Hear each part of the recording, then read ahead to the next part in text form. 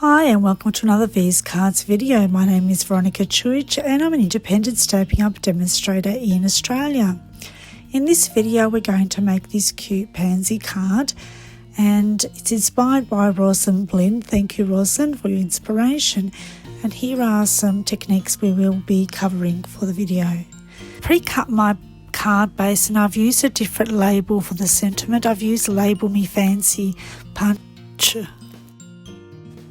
I have pre-measured and cut the card base and the border and the card front. I've also pre-dry embossed the background of that card front. Now this is my new favourite embossing folder. I really love it since crafting this card and I can't wait to use it on a different project. First up, I'm going to use my blending brush to blush some smoky slate ink onto the background paper that's already embossed, just to give it a bit more texture and give it that slate look. And I've sped up the video so you don't have to watch a very long video. So every now and then I'm going to appear as though I'm super craft woman with super speedy powers, but really I'm just saving you some time. Next up I'm going to use some sponge daubers and I'm going to sponge daub some ink onto parts of the pansy and the leaves. And I just want to warn you in advance that my sponge daubers are really old and rough and that I was a bit heavy on daubing the ink to begin with, and I did end up changing one of those larger pansy pieces because I wasn't happy with how strong the ink came through. So the lighter you press to begin with, the better, and then you can gradually add a bit more heavier colour to the cardstock. So go easy to begin with. So here I am appearing to be super craft woman with super fast sponge daubing powers. So I am sponge daubing the top part of each individual piece first, and I'm beginning with the petal pink colour and then the centre top part of the larger pansy piece in Melon Mumbo. I decided to add the Melon Mumbo on the smaller pieces of the petals as well, so that's something that was a bit unplanned but wanted to give it a bit more colour. To build the pansies I use multi-purpose liquid glue and also dimensionals. Now I have to tell you, when I first used the multi-purpose liquid glue I didn't like it, I just found it too messy, but I think I'm getting better at just using a little bit at a time, and if I do end up applying a bit too much liquid glue I get another piece of cardstock and I just gently press onto the glue so that there is less glue and it's shared with other pieces of cardstock. You'll see what I mean in a minute because I'm going to demonstrate that in a close-up. I'm not sure how clear it is on the screen, but I did add a bit too much glue there, so I've taken it, patted it onto another pansy piece and still left enough glue for the two pairs to adhere together. To pop the larger piece of the pansy I have used some dimensionals.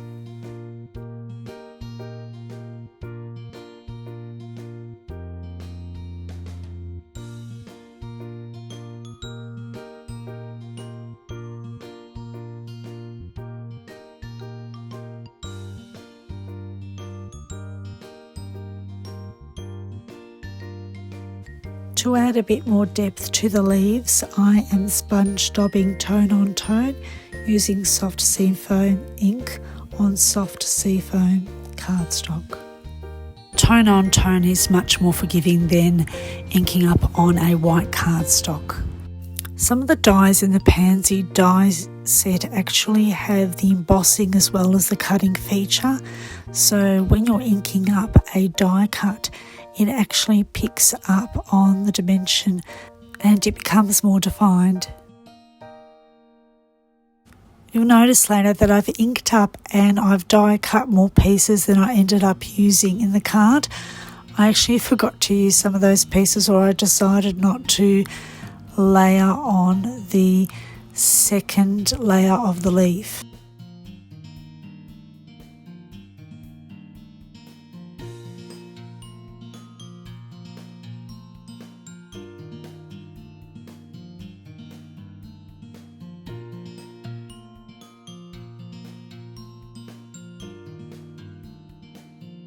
Once I've got most of my pieces together, I tend to layer it on the card front so that I can reposition the pieces if I like before actually adhering everything together.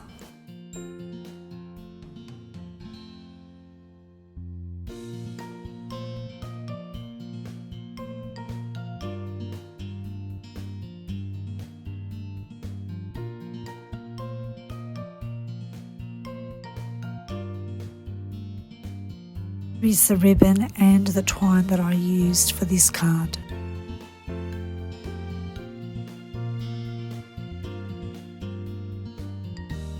As I replay my video, I realised that I did an overkill on the petal pink ribbon. I think it just became all about the ribbon in the card and it was too much of a hero.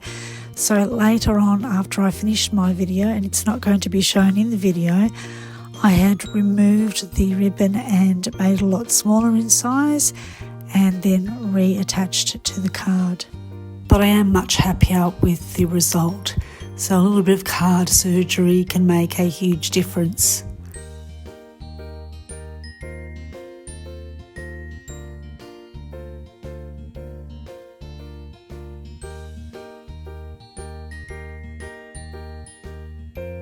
I'm just tucking in the leaves behind the pansies.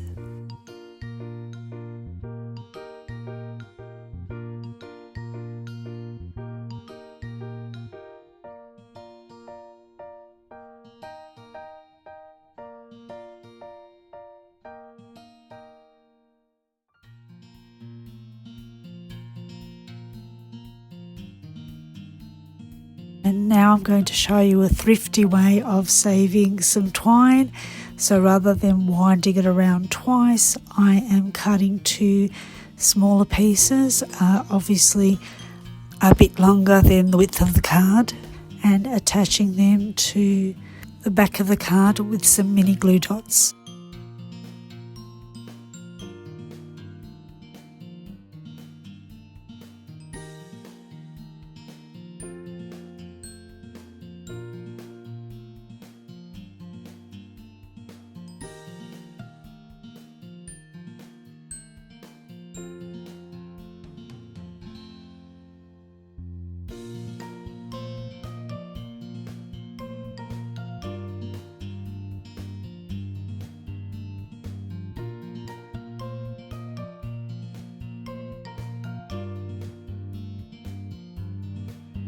I love the font of the Pansy patch sentiments, and I'm using Happy Birthday. It's just the perfect size to be framed in a hole punch or small die cut label, and I have used the stamp set in a previous video, so check that out.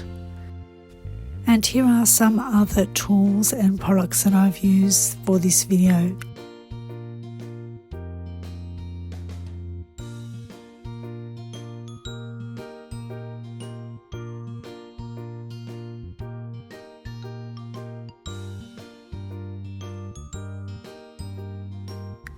Before I begin embossing, I need to add a foam mat underneath my scrap cardstock to give a bit of bounce to the stamping so that I can get a clear and crisp stamp.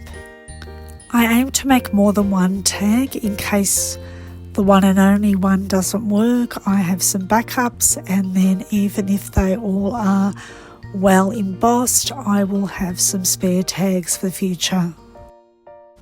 Heat embossing can get pretty messy with the powder going everywhere, so I found this product in Spotlight in the jewellery making section, and I use it in the background as I'm pouring the embossing powder, and it'll catch any excess powder which I can easily pour back into the original container as there's a small opening at the bottom there. Have a soft brush handy when you're heat embossing so that you can brush away any excess embossing powder so it doesn't end up interfering with your embossing image or sentiment. The brush also helps me to slide all the embossing powder back into the original container. Make sure you have a heat resistant surface that you're working on when you're using the heat tool. Now that we have our embossing powder onto our cardstock. We're going to heat it up using the heat tool. There are 2 settings and we're putting it on setting 2. I'm really not sure how visible it is to see the embossing transforming as the heat tool actually melts the small plastic pieces. I'm really hoping that the video will pick up on the effect of the heat tool on the embossing powder. It will come up a little bit brighter and 3D and popping up as the heat activates the powder. Sometimes to the eye it comes out as a very subtle difference, but it is much more noticeable in real life. So grab yourself a heat tool and some embossing powder and give it a try yourself. Be aware that you can undercook the embossing powder, in which case you'll need to go over it again, but you can also scorch the cardstock, so you don't want to keep it on the card for too long or too close. Time to hole punch the sentiments. The Label Me Fancy punch actually has 3 holes in the hole punch on either side of the largest label hole, so you just need to keep that in mind when you are stamping your sentiments if you want to do multiples, so that they're not too close to each other. Otherwise the holes will interfere and may ruin your label shape.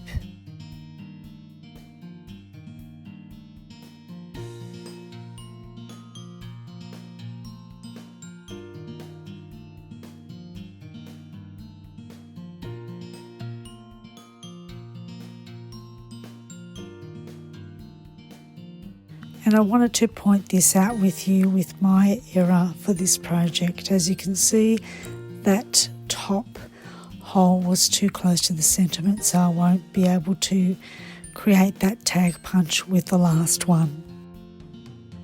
We've done most of the preparation work for the card. Now it's time to layer up, starting from the back moving forward. So first comes the black frame and then the card front on top.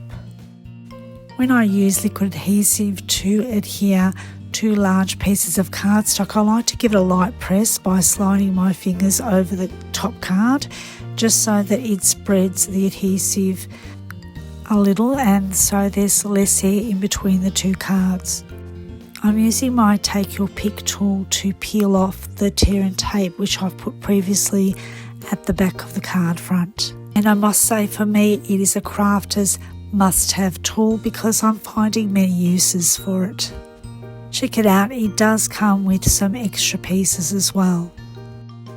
In one of my previous videos we used the Pansy patch stamp set, and I also love the dies, so I purchased it as a bundle and got a 10% discount. So that's one way of saving when you're purchasing coordinating products.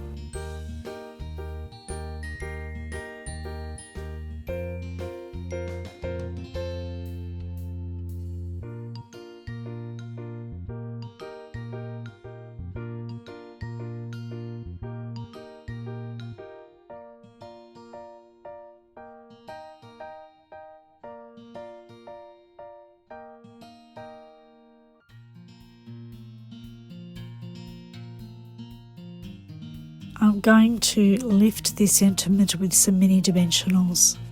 I need something small because I don't want to put it on top of the twine, rather have it in between the lines of the twine.